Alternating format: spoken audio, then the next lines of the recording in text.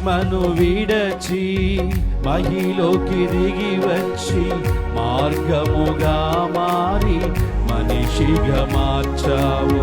మదినే నీవు మాధుర్యముగా మార్చి మాదిరి చూపి మరో రూపమిచ్చావు.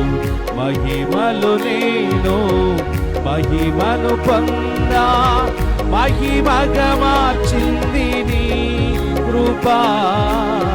మహిమలు నేను మహిమను పొందా మహిమగా మార్చింది నీ కృప.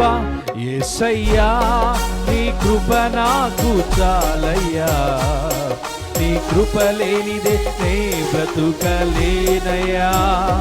యేసయ్యా నీ కృప నాకు చాలయ్యా, నీ కృప లేనిదే నే